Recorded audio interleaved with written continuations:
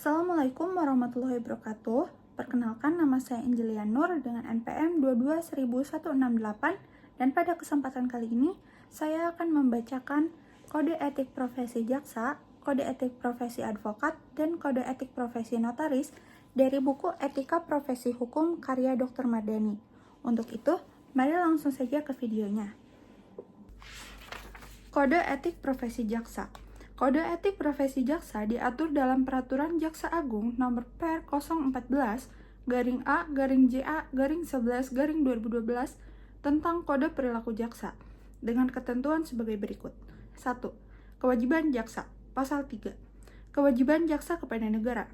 A. Setia dan taat kepada Pancasila serta Undang-Undang Dasar Negara Republik Indonesia 1945. B. Bertindak berdasarkan peraturan perundang-undangan yang berlaku, mengindahkan norma agama, kesopanan, kesusilaan yang hidup di masyarakat, serta menjunjung tinggi hak asasi manusia, dan melaporkan dengan segera kepada pimpinannya apabila mengetahui hal yang dapat membahayakan atau merugikan negara. Pasal 4. Kewajiban jaksa kepada institusi. A.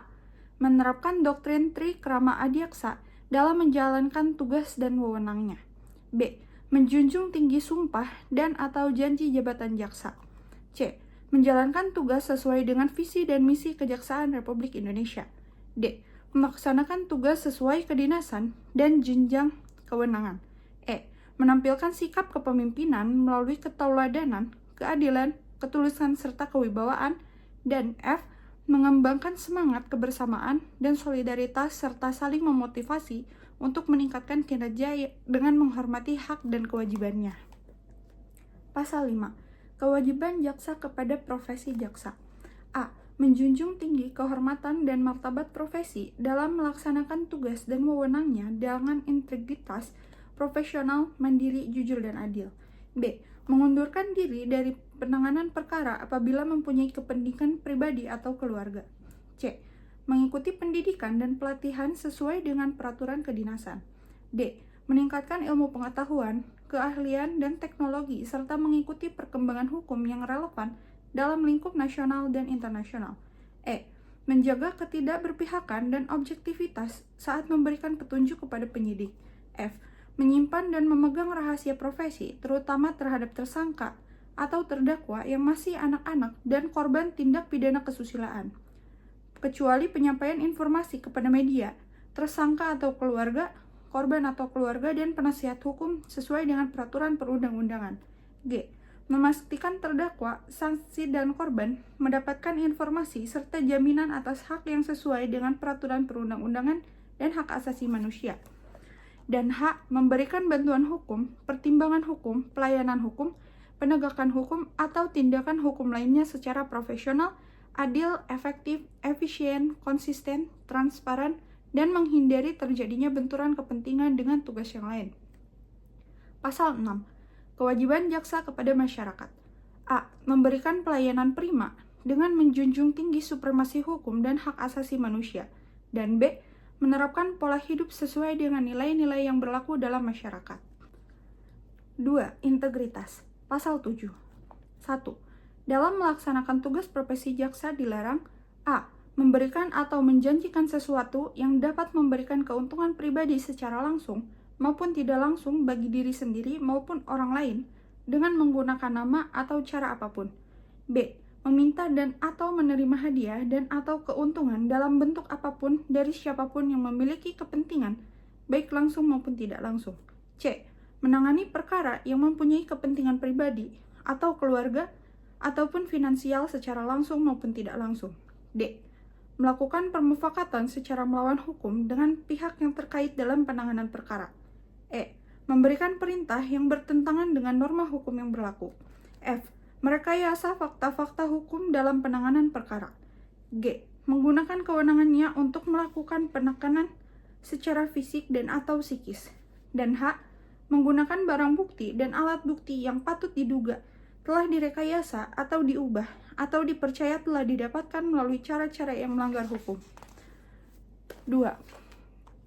Jaksa wajib melarang keluarga meminta dan atau menerima hadiah atau keuntungan dalam bentuk apapun dari siapapun yang memiliki kepentingan baik langsung maupun tidak langsung dalam pelaksanaan tugas profesi jaksa. 3. Kemandirian. Pasal 8 ayat 1. Jaksa melaksanakan tugas, fungsi, dan kewenangannya. A. Secara mandiri terlepas dari pengaruh kekuasaan pemerintah maupun pengaruh kekuasaan lainnya. Dan B. Tidak terpengaruh oleh kepentingan individu maupun kepentingan kelompok serta tekanan publik maupun media. Ayat 2. Jaksa dibenarkan menolak perintah atasan yang melanggar norma hukum dan kepadanya diberikan perlindungan hukum. Ayat 3. Penolakan sebagaimana dimaksud pada ayat 2 disampaikan secara tertulis kepada yang memberikan perintah dengan menyebutkan alasan dan ditembuskan kepada atasan pemberi perintah. 4. Ketidakberpihakan. Pasal 9, dalam melaksanakan tugas profesi jaksa dilarang A. Bertindak diskriminatif berdasar suku, agama, ras, gender, golongan sosial, dan politik dalam pelaksanaan tugas profesinya. B. Merangkap menjadi pengusaha, pengurus atau karyawan, badan usaha milik negara atau daerah, badan usaha swasta, pengurus atau anggota partai politik, advokat, dan atau C. Memberikan dukungan kepada calon atau wakil presiden, Dewan Perwakilan Rakyat, Dewan Perwakilan Daerah, Dewan Perwakilan Rakyat Daerah, dan calon kepala daerah atau wakil kepala daerah dalam kegiatan pemilihan. 5. Perlindungan. Pasal 10. Jaksa mendapatkan perlindungan dari tindakan yang sewenang-wenang dalam melaksanakan tugas profesi jaksa. Pasal 11. Jaksa dalam melaksanakan tugas profesi jaksa berhak A. Melaksanakan fungsi jaksa tanpa intimidasi, gangguan, dan pelecehan. B. Mendapatkan perlindungan hukum untuk tidak dipersalahkan sebagai akibat dari pelaksanaan tugas dan fungsi jaksa yang dilakukan sesuai dengan peraturan yang berlaku. C. Mendapatkan perlindungan secara fisik termasuk keluarganya oleh pihak yang berwenang jika keamanan pribadi terancam sebagai akibat dari pelaksanaan tugas dan fungsi jaksa yang dilakukan sesuai dengan peraturan yang berlaku. D. Mendapatkan pendidikan dan pelatihan baik teknis maupun non-teknis. E. Mendapatkan sarana yang layak dalam menjalankan tugas, remunerasi, gaji, serta penghasilan lain sesuai dengan peraturan yang berlaku. F.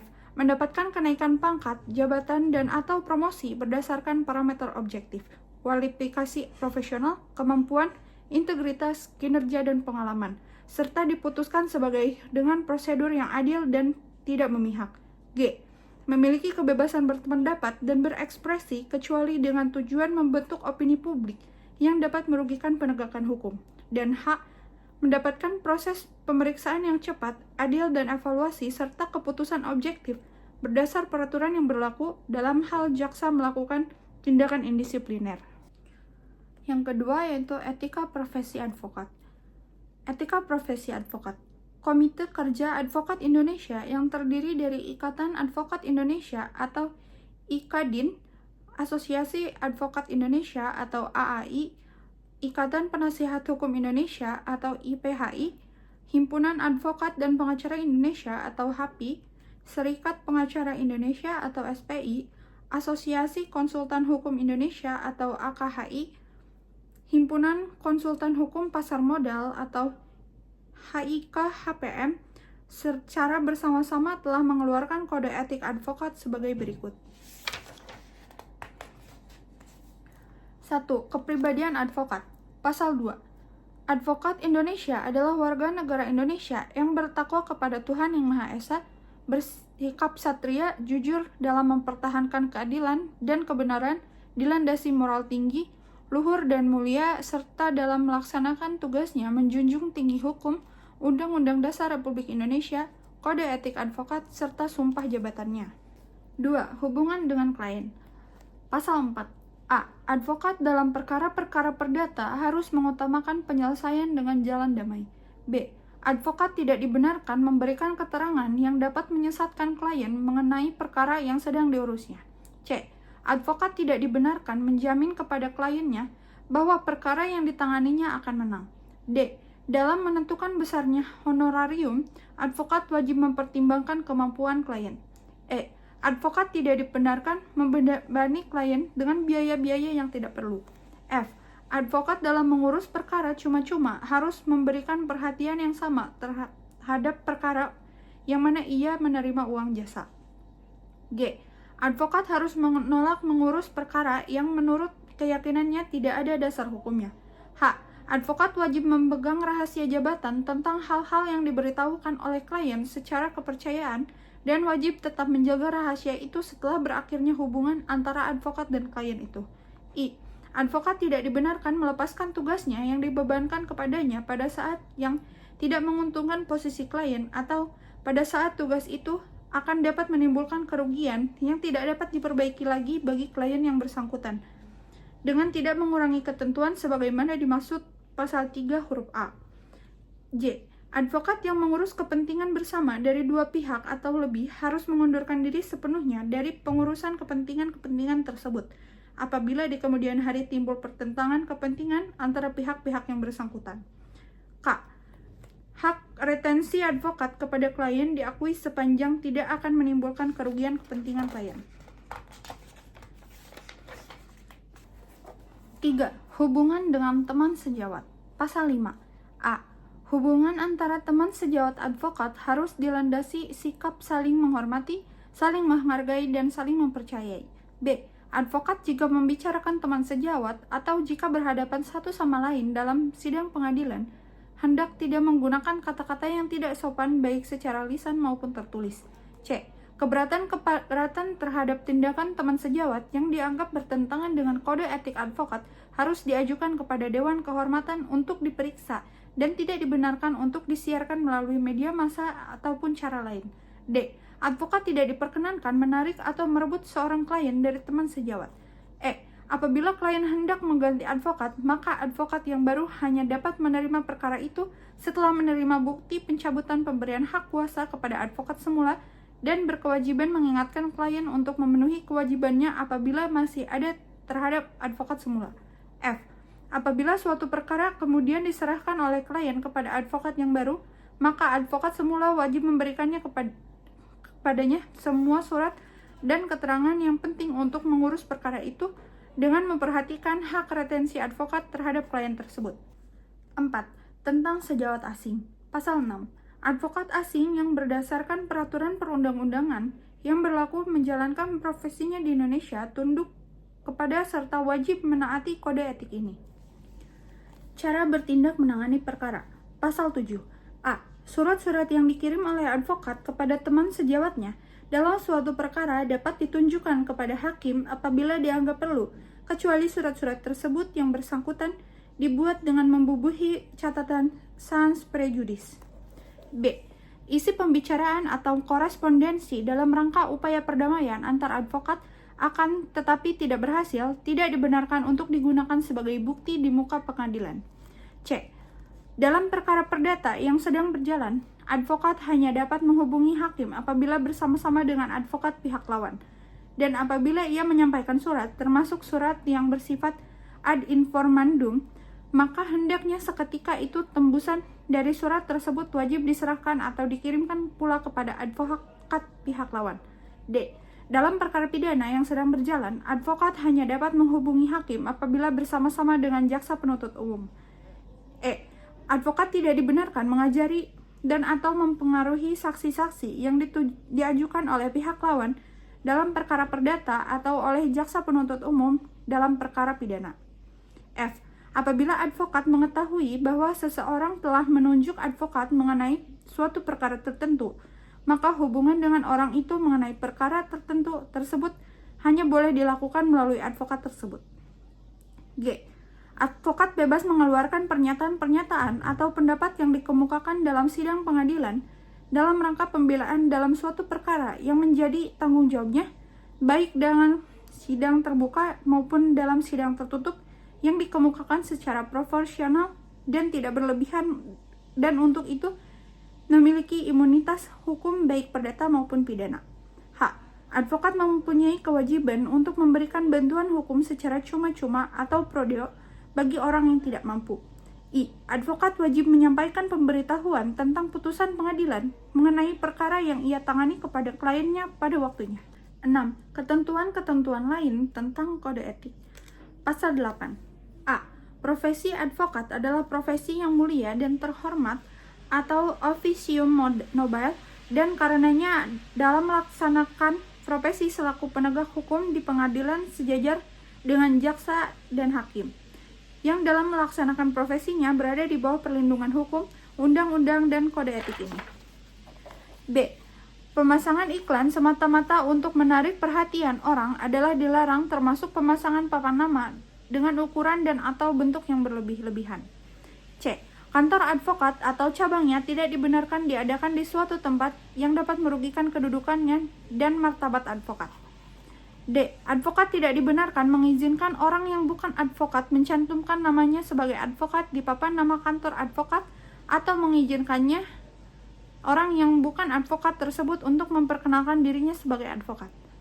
E. Advokat tidak dibenarkan mengizinkan karyawan-karyawannya yang tidak berkualifikasi untuk mengurus perkara atau memberi nasihat hukum kepada klien dengan lisan maupun dengan tulisan. F. Advokat tidak dibenarkan melalui media massa mencari publisitas bagi dirinya dan atau untuk menarik perhatian masyarakat mengenai tindakan-tindakannya sebagai advokat mengenai perkara yang sedang atau telah ditanganinya, kecuali apabila keterangan-keterangan yang ia berikan itu bertujuan untuk menegakkan prinsip-prinsip hukum yang wajib diperjuangkan oleh setiap advokat. G. Advokat dapat mengundurkan diri dari perkara yang akan dan atau diurusnya apabila timbul perbedaan yang tidak dicapai kesepakatan tentang cara penanganan perkara dengan kliennya. H.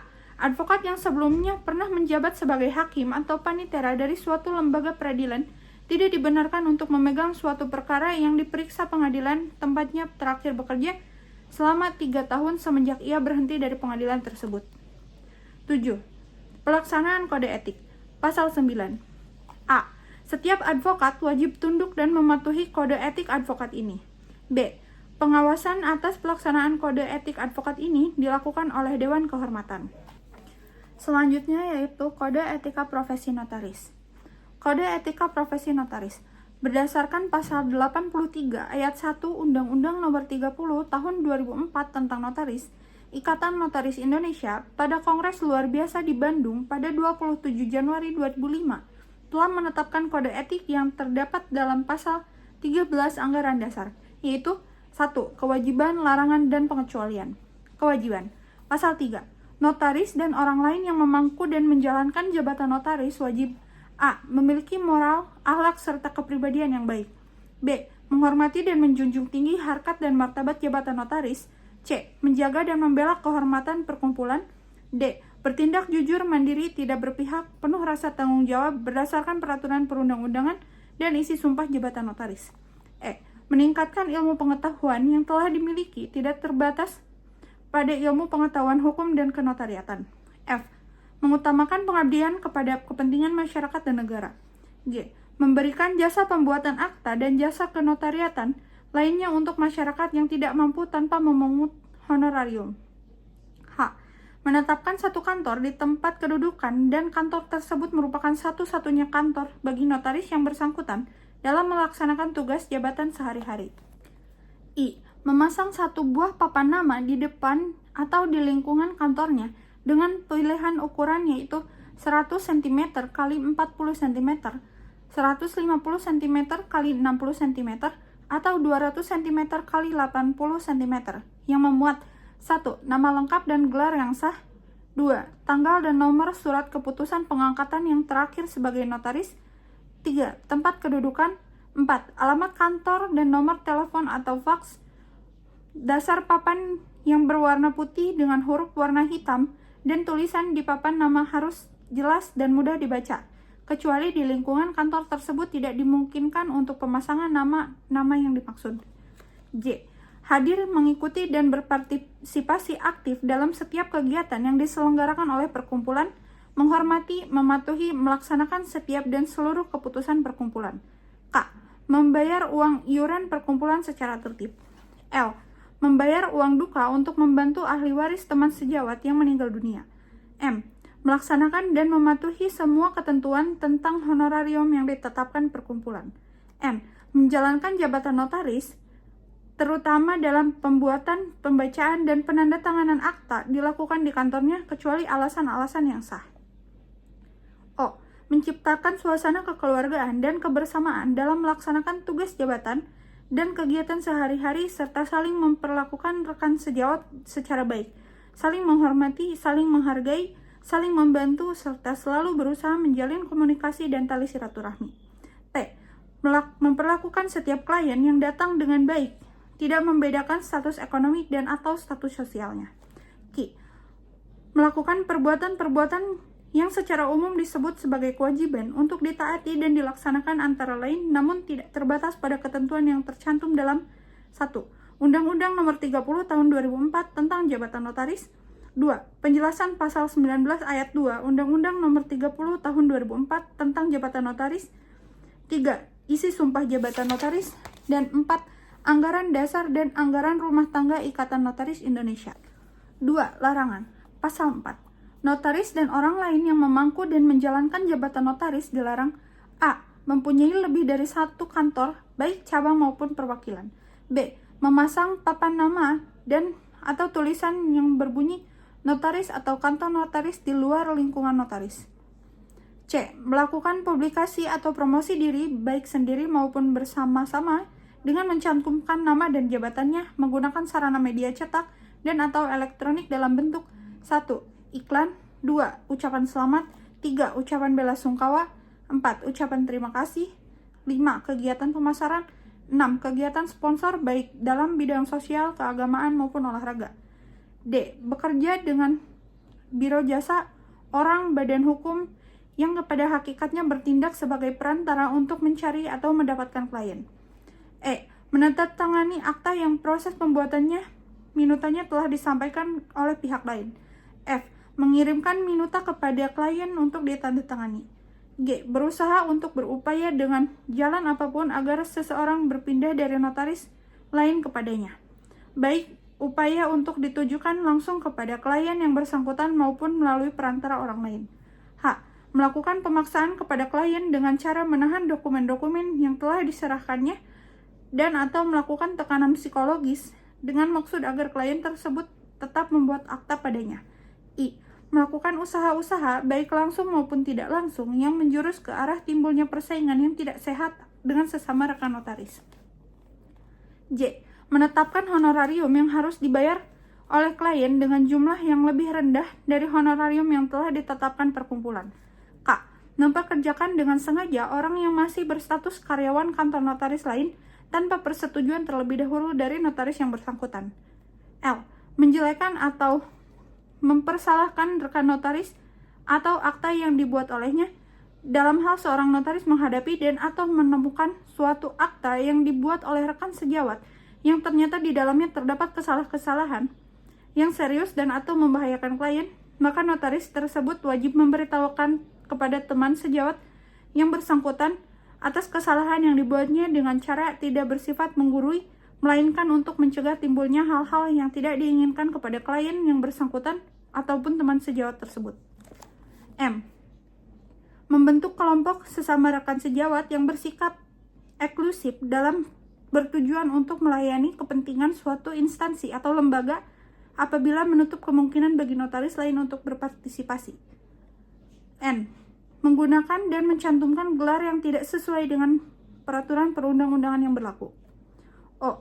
Melakukan perbuatan-perbuatan lain yang secara umum disebut sebagai pelanggaran terhadap kode etik notaris, antara lain namun tidak terbatas pada pelanggaran-pelanggaran terhadap 1. Ketentuan-ketentuan dalam Undang-Undang Nomor 30 Tahun 2004 tentang Jabatan Notaris. 2. Penjelasan Pasal 19 Ayat 2 Undang-Undang Nomor 30 Tahun 2004 tentang Notaris. 3. Isi Sumpah Jabatan Notaris. 4. Hal-hal yang menurut ketentuan anggaran dasar, anggaran rumah tangga, dan atau keputusan-keputusan lain yang telah ditetapkan oleh Organisasi Ikatan Notaris Indonesia tidak boleh dilakukan oleh anggota. 3. Pengecualian. Pasal 5. Hal-hal yang tersebut di bawah ini merupakan pengecualian, oleh karena itu tidak termasuk pelanggaran, yaitu A. Memberikan ucapan selamat, ucapan berduka cita yang mempergunakan kartu ucapan, surat, karangan bunga, ataupun media lainnya yang tidak mencantumkan nama notaris tetapi hanya nama saja. B. Pemuatan nama dan alamat notaris dalam buku panduan telepon, faks, dan telex yang diterbitkan secara resmi oleh PT Telkom dan atau instansi-instansi dan atau lembaga-lembaga resmi lainnya. C. Memasang satu tanda petunjuk jalan dengan ukuran yang tidak melebihi 20 kali 50 cm berdasar warna putih, huruf berwarna hitam tanpa mencantumkan nama notaris, serta dipasang dalam radius maksimum 100 meter dari kantor notaris. Cukup sekian yang dapat saya sampaikan. Kurang lebihnya saya mohon maaf. Wabillahi taufiq wal hidayah. Wassalamualaikum warahmatullahi wabarakatuh.